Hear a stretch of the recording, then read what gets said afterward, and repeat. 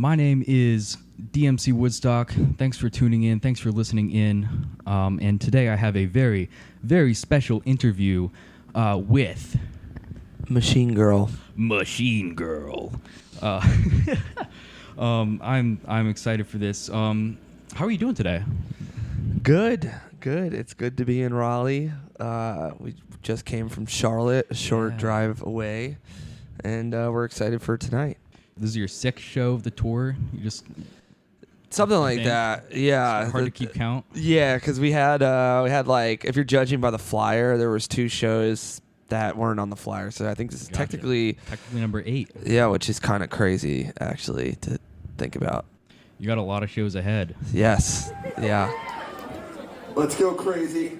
Make sure to not kill anyone in here. And, you got it all wrong.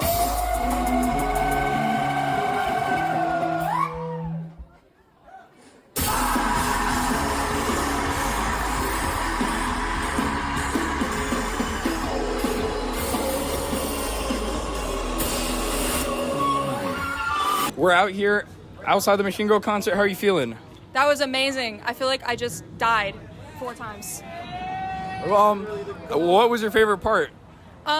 I really like when Matt climbs stuff. That's, pretty fun. I got spit on. That was cool, too. You got spit on by Matt or by somebody else? Matt spit on me accidentally. It was kind of gross, but kind of awesome. I'll take it. Any crazy stuff from the tour so far? I know I think it was your first show was on Halloween. Yeah. Like, particularly crazy shit. Not that I can think of. Certain world events kind of overshadowed, I think, anything else that I could. We'll get to that for sure. But first, I guess the first thing I want to talk about is sort of Machine Girl's like EDM influence, like breakcore and footwork. I know you've said you've listened to like Aphex Twin in high school. Yeah.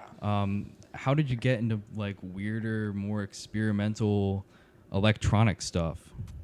When I was I started getting into like what I would say was like weird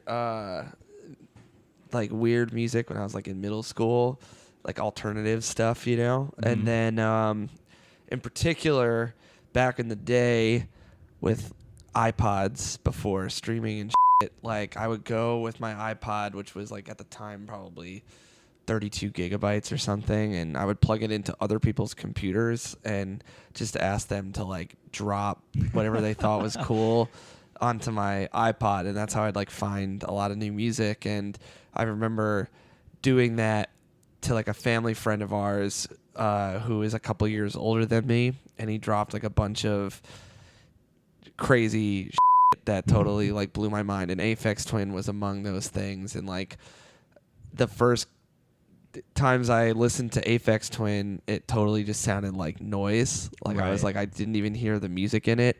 And it started with like the song Finger Bib, which is like a very pretty track. And then like slowly, it was like cool because I was like, this is noise, but I couldn't stop like listening to it. Like I knew there was something there. And then just one day it just clicked, and I became like pretty obsessed with Aphex Twin and Square Pusher and Venetian Snares in high school. Was that all on that iPod drop? Or did you Square Pusher was, I remember, through Last FM back in the day, and then Venetian Snares was on YouTube. There was like an anime like fan video that I found that I was like, this is the hardest ever. So yeah, that's awesome. That definitely happens for a lot of people. That happened with me for a lot of music for sure. Where you hear it and you're just like, this is like whatever, this is okay, and then but you go back to it for some reason. Yeah. Exactly. That's like, usually my favorite music is like that. And then it grows on you and grows on you more and more. Exactly.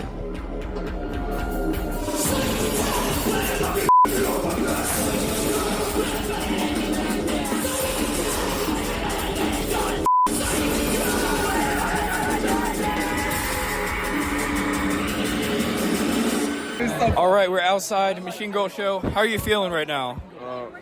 awful. First of all, awesome show.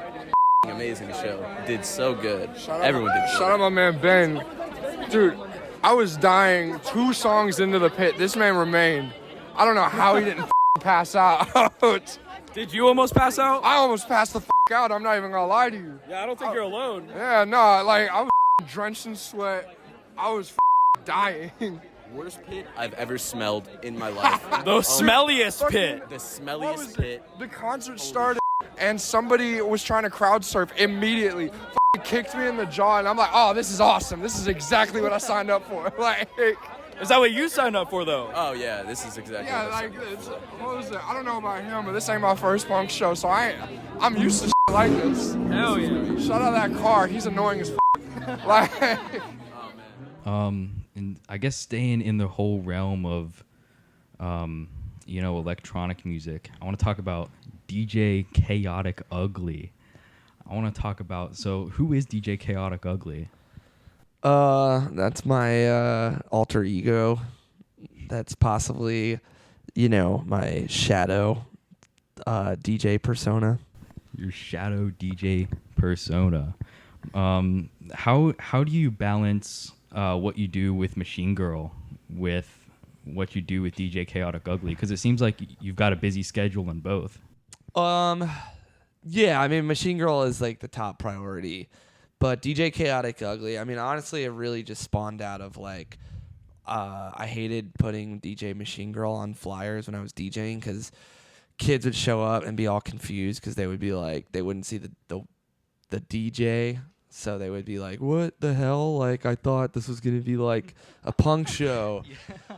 And then also there was like sometimes the opposite, where kids would show up to Machine Girl and be like, what? The last time I saw you, you DJ'd and now you're like screaming and doing all this shit. So like, it was a way for me to like keep those two things separate, Do you think they bleed into each other at all?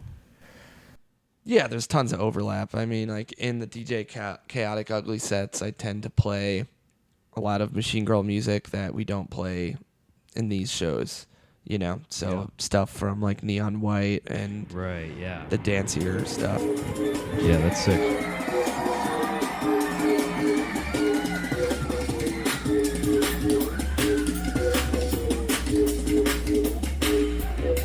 So I guess expanding on that a little bit, you're living in New York City. Are you living in New York City? I am living in New York City. You're living in New York City. I know you're pretty involved with the electronic hardcore electronic scene up there. I know you've getting in with labels like Death by Sheep. Yeah. And I know you've got Chaos Warp also going on. True. How is all that? What is that scene like? What is it like being in that scene? Well, I'll say that first of all, like I would say I was much more involved in the quote unquote scene a couple years ago. Now that I'm older, I am now like the old head, Yeah. I'm in my 30s. Like there's much younger kids doing crazy shit. I mean, it's just changed drastically between pre and post COVID. Yeah, I was going to ask if COVID had anything to do with that. Yeah, it absolutely did. You're just online. You can't go to shows, and there was just a whole new generation of kids that just popped up after COVID. There's we lost tons of venues. Like New York was already steadily losing venues before COVID. Mm-hmm. And then COVID really f***ed up, which I'm sure it did across the country, but there's pretty much almost no like true DIY spots in the city right now that are like bigger, where you can throw like bigger punk shows and shit. Like you used to be able to do that, That sucks. And it does suck. And like, that's really where a lot of scenes flourish. And what I've noticed is that there's a lot less bands and like performance based electronic stuff, which was really becoming like a like very trendy a couple years ago. That's still there, but now it feels like the biggest heavy electronic scene in the city is like the gabber hardcore scene. I know. What is it? I'm trying to think. It was like Jump Up like Club. Jump Up Crew. Is that what they're called? I think so. Yeah. Yeah, them and Helltech and like that shit's huge. Yeah. Where do you see that scene heading? I don't know. I mean, I hope that to like, bigger, just inspiring more like collectives and DJs and stuff like that. And I hope that maybe because they, especially like I know Helltech like has done a lot of those renegade raves in the woods, which are really difficult to do, but like I hope that more and more of that kind of energy manifests in the city. Awesome. Yeah. I'm also, quickly while you're asking this question, I'm going to finish making my tea. Absolutely. What do you like about Machine Girl? Do you like Machine Girl? Were you here for Machine Girl? Were you here for Snooper?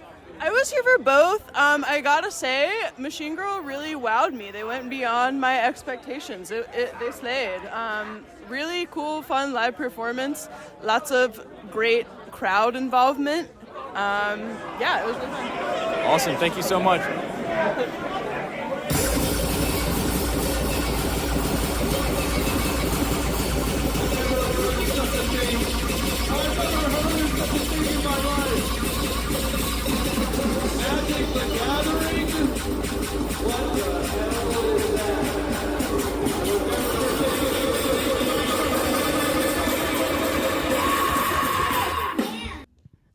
Back from the tea break. Yep.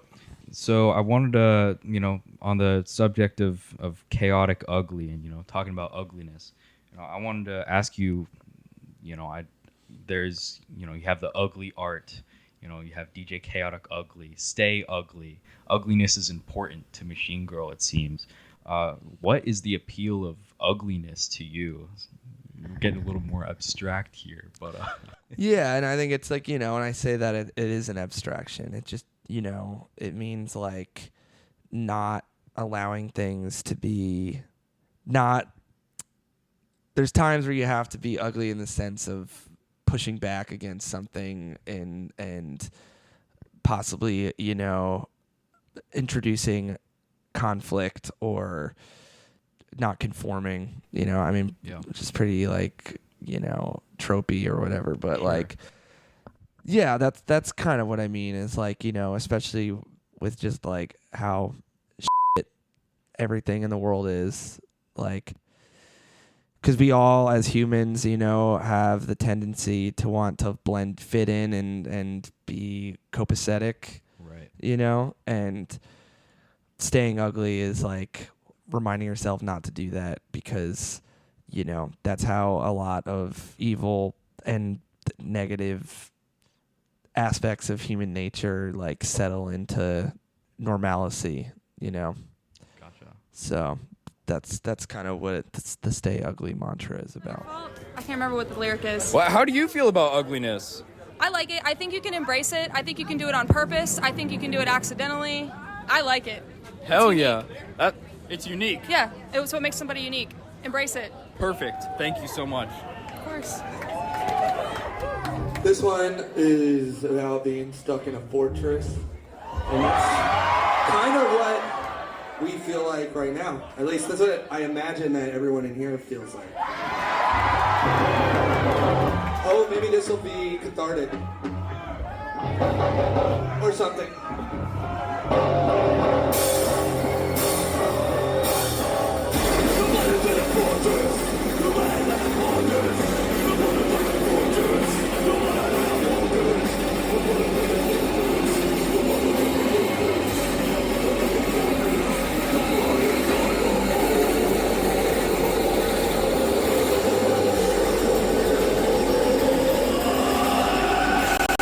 Did you find Machine Girl cathartic? Did you find this whole performance cathartic? Absolutely. This is my fourth time seeing them, and I fell in love with them because the first time I saw them, I really had no idea who they were, and I was like, this is magical. I feel like I got beat up, but in the best way possible. So I love coming to Machine Girl shows just for the crowd. You don't get this energy anymore.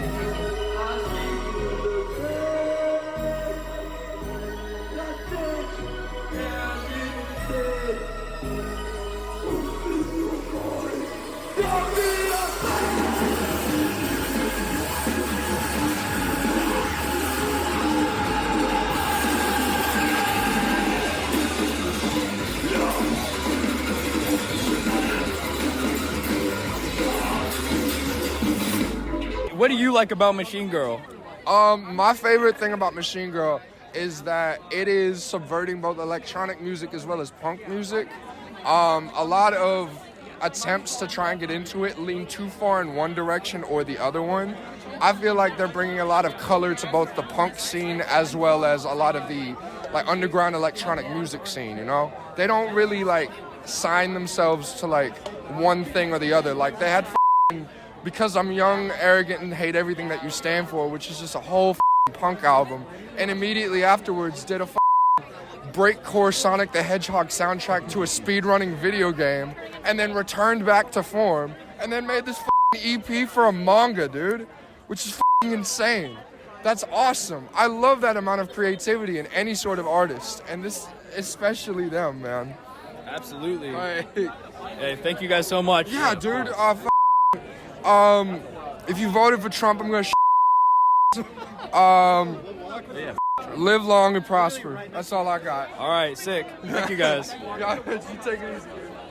I wanted to talk about also the election. You know, it's something it's all on our minds. You know, it was 3 days ago, and you know, in the wake of that, you know, there's a lot of strong feelings of hopelessness, despair, and anger. You know, a lot of people are angry. So how do you see your music and the energy that you're putting out into the world? How do you see that addressing this?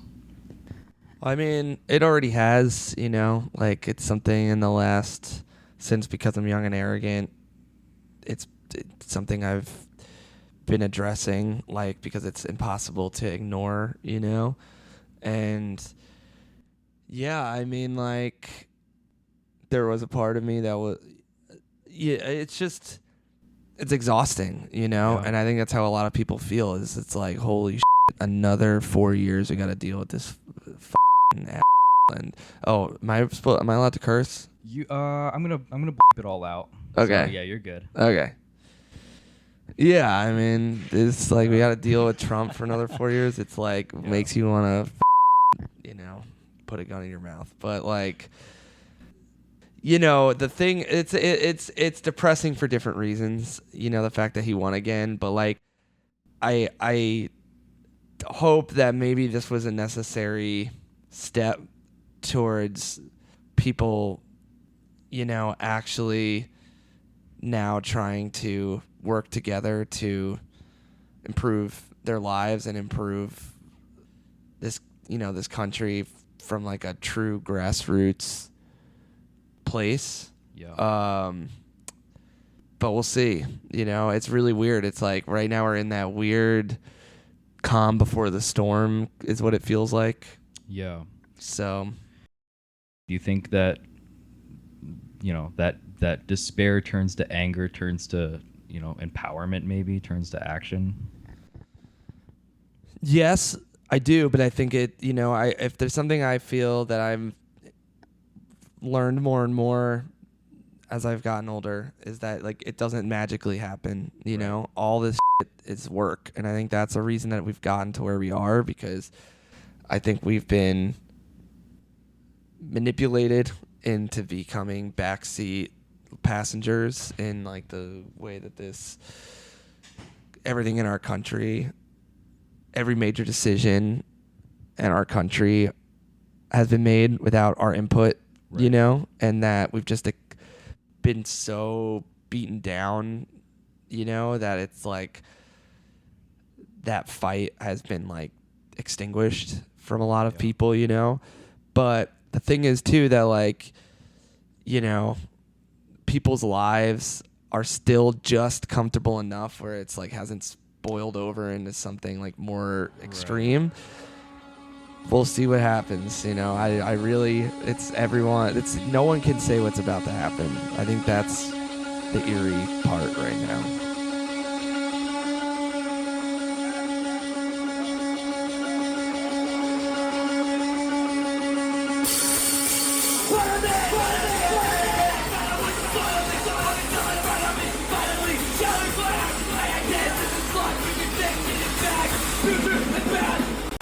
I know, like social media and how we, consume that is a big theme in a lot of your work. Do you see that as like the people's thinking that what they do, doesn't really matter a whole lot? Do you see that as being like a result of social media and like the abstraction between like the rest of the world and themselves?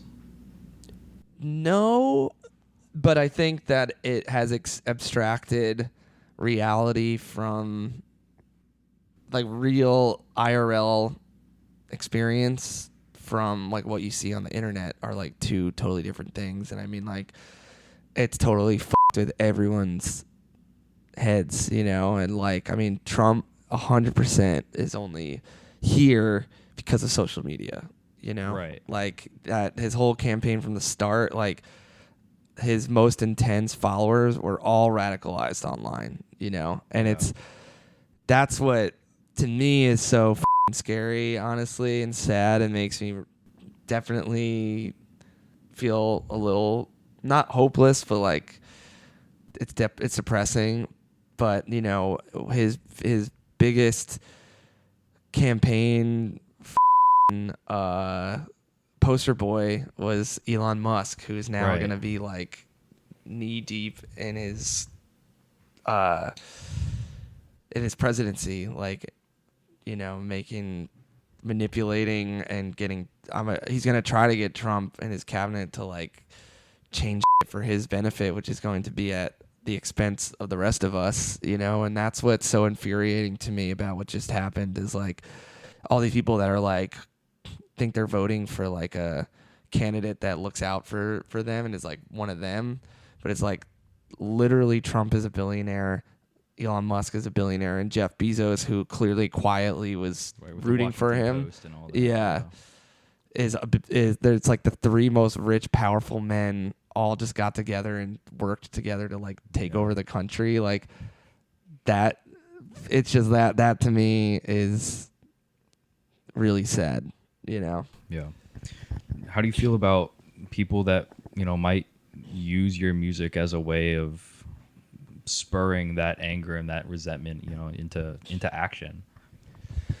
I mean, that's what you could hope for, I think that you have like music, for one thing, it's such a powerful tool, emotional tool, It is a weird way. It's like weird emotional manipulation, but like, yeah, I mean, I hope that I'm trying to spread a message that resonates with people, and especially in young people. I mean, I think it's really important that they're aware and ready to like go out there and make a change, and if my music can even help a little bit with that, I mean, would be more than I could ask for, It's after the show. How are you feeling? Tired as honestly. Tired? It's a lot. Takes a lot out of you, but it's worth it. Why is it worth it? I don't know. I love the sound. I love the crowd. I love the energy. Something about it just gets me. And this was an amazing show. I'm not going to forget this for a long time. Absolutely. Did you feel like this was cathartic? Honestly, yeah. I feel that way. I needed to get a lot of energy out, given everything that's happened with the election and all that. And this was definitely there for me. Hell yeah. Thank you so much. Thank you.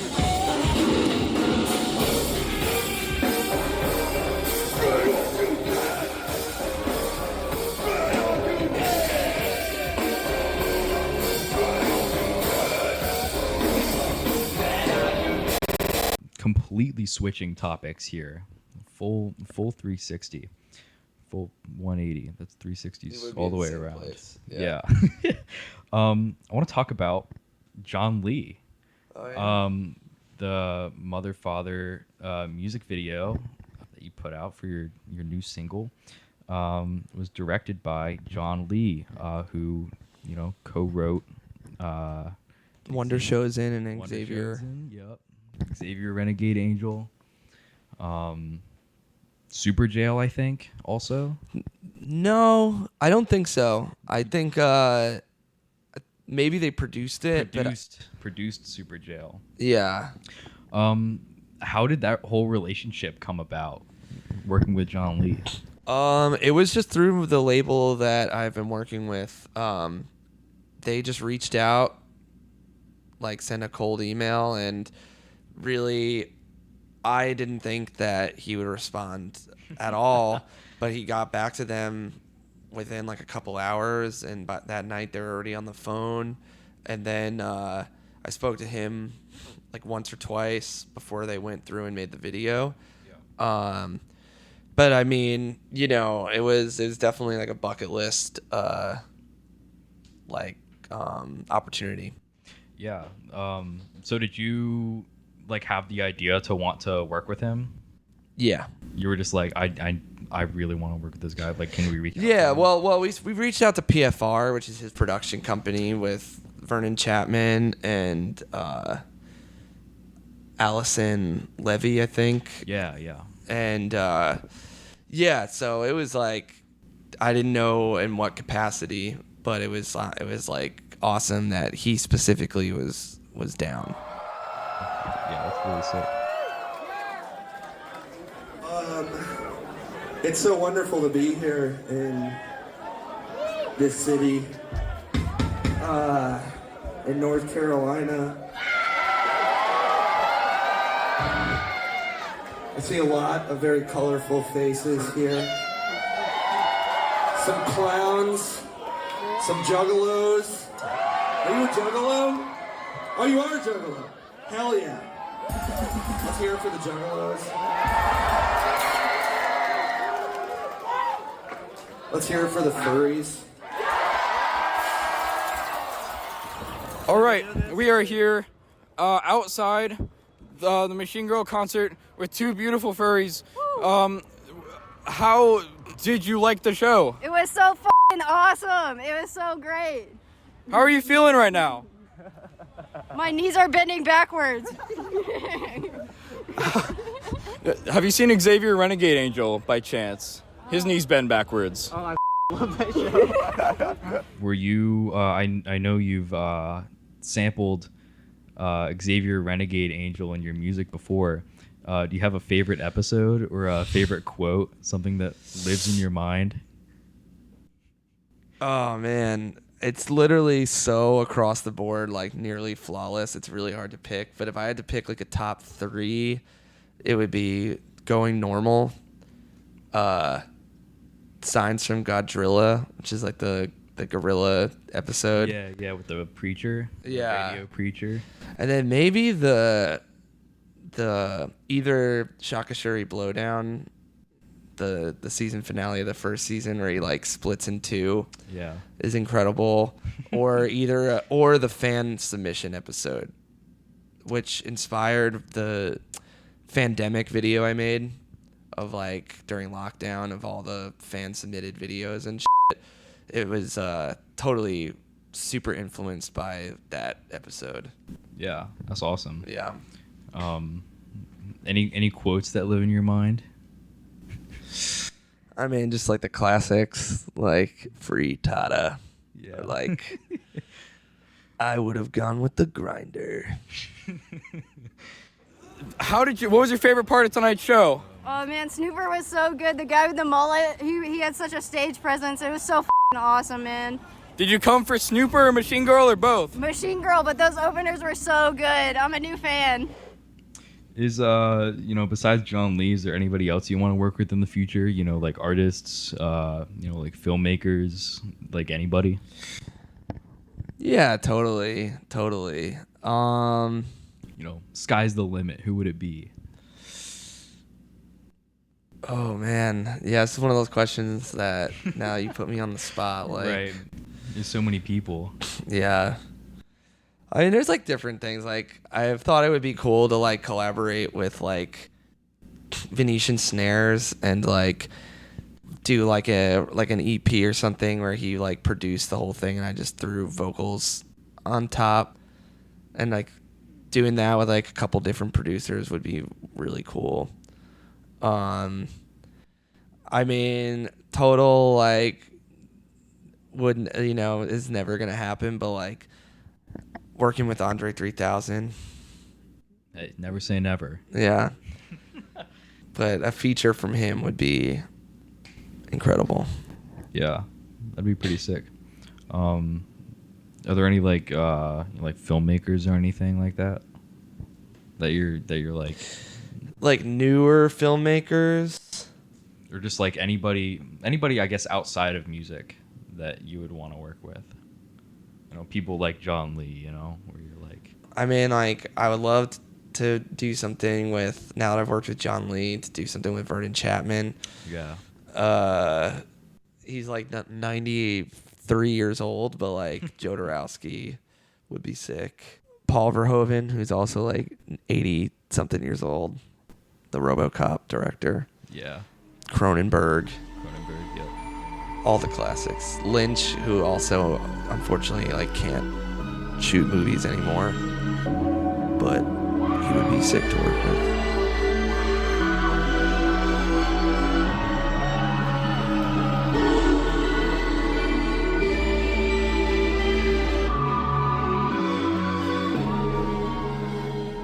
Did you find tonight cathartic in any way? Yes. It was so awesome just watching everyone get on the stage and just like dab them up and everything. It was so awesome. Hell yeah. Thank you so much for your time. Yeah, this has been lovely. Of course, man.